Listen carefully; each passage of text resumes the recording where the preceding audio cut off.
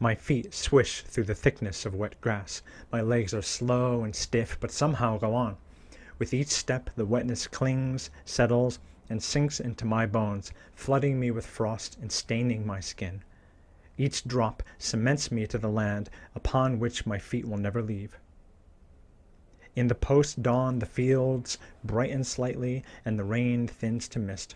I step over stones and tiny brooks and the relics of buried shrines. No queues here, no barriers. So different than the road, so undivided and close.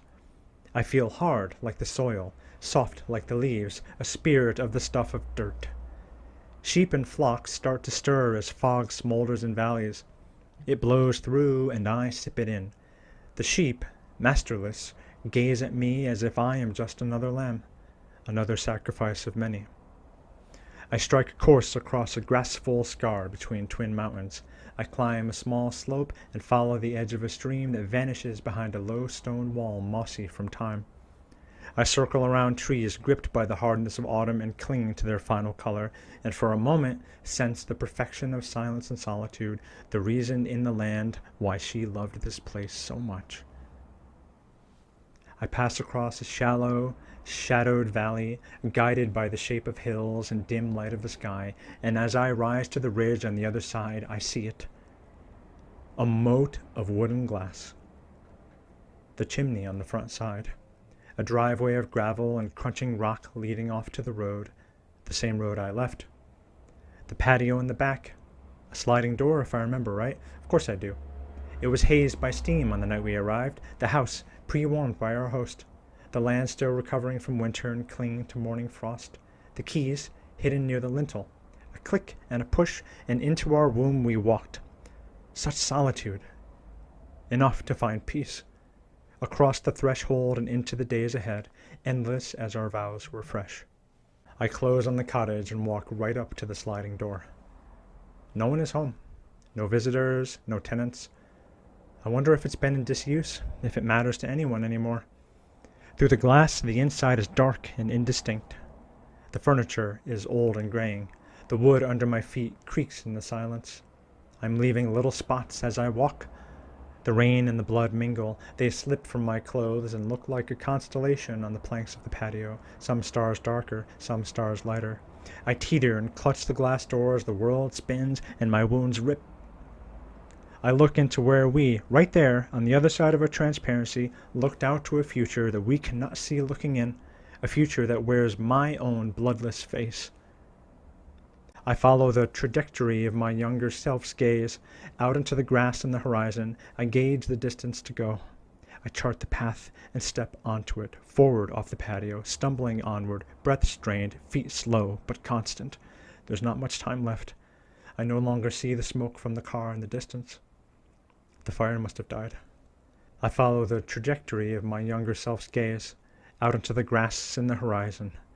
I gauge the distance to go. I chart the path and step onto it, forward off the patio, stumbling onward, breath strained, feet slow but constant. There's not much time left. I no longer see the smoke from the car in the distance. The fire must have died. The sun is rising and my sight is dimming. Everything is shrinking and graying under a cloudless morning. I walk on to the future we saw, the wish we carried till the end, along a path through the Irish countryside, and turn my back on the cottage where once was held a flawless love. Wait for me, love. It will not be long now. Not long at all.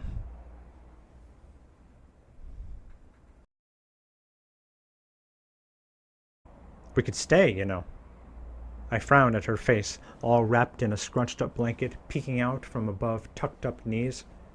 Seriously? Yes. Yes. The voice is muffled, but I can see the playfulness around her eyes. It wouldn't be too hard, you know. Easy as that. Easy as anything, really. I listen to grates on the floor clang. Heat creeps out and stretches the vents of the cottage. What about work? She laughs. What about it? I shift my frown to the floor and slide my gaze along the edge of the wooden boards.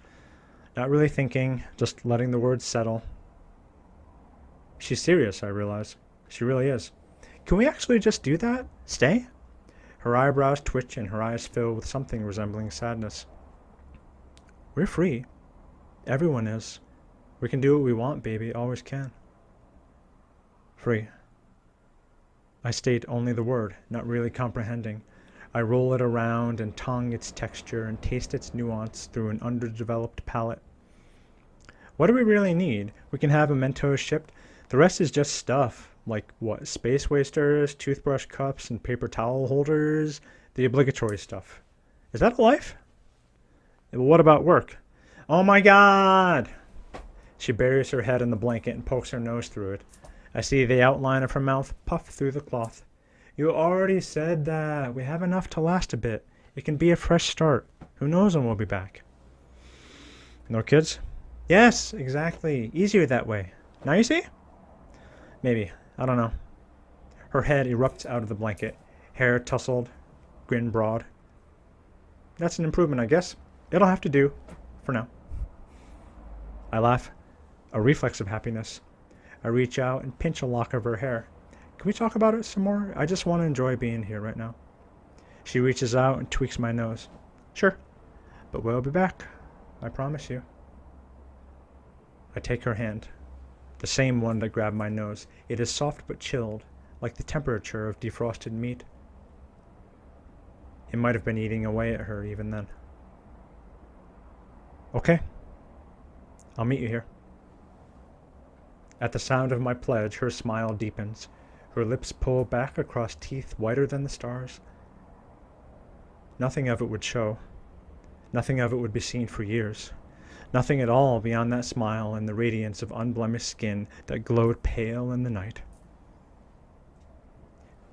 Meet me out there. She nods toward the glass of the sliding door, through an open view that spans from floor to ceiling. Out there, okay? In the field. Her smile falls as she gazes across the landscape. In the field, she repeats. This is how I know.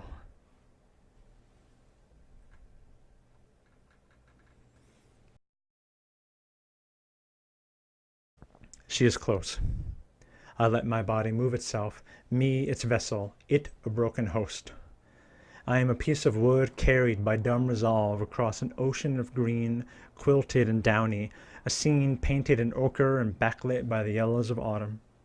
Her, the fire, the keystone and focus, the spirit into which I slip. I breathe in the air and, tasting her shape, feel her join with my lungs and mingle me with the sky to which she rises, and the land blending me bit by bit with the brushstrokes of blood and the body, wiping me closer to a place kept safe, redeemed from the curse of the dirt and the imperfection of pain that is carried within us all. In the womb of the heath, there is a perfect shape that settles low in the land, interred among thistle, lilac shrubs, and blue-topped grasses. A belly, pregnant and decorated. I see her there, an icon of the land, risen to the sky to ring the earth in a nimbus of white. I see her there. Her ivory limbs are folded at the hem of a dress the shade of washed snow. Her hands are prophets interpreting a silken wind. Her chest expands and releases, to dissolve all distinction. Her breath is an offering that steams like the hills of the autumn morning, exhumed to waft in spirals to angels in waiting.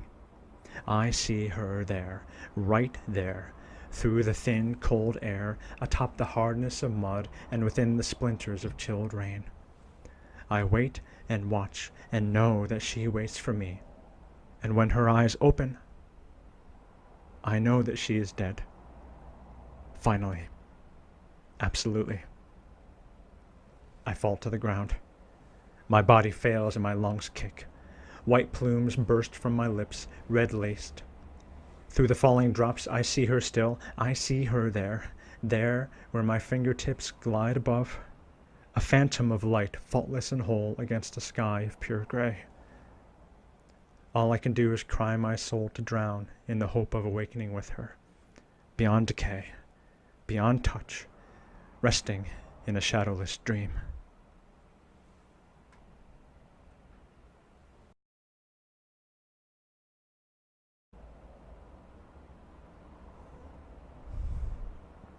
The dirt presses into my back through my jacket, and I grow colder as I watch the day fade. Don't forget to wear layers. Zip up nice and tight. See? I remember. Stop worrying. But my head hurts and it's hard to think. The blood spills and sticks to my eyes and smears the grass. The mountains look down, tops round like bowed heads, monuments everlasting, longer than a eulogy, longer than a memory, even the memory of the Isle of Green. Usually the men go first, but not this time. I will not be long, my love. Not long at all.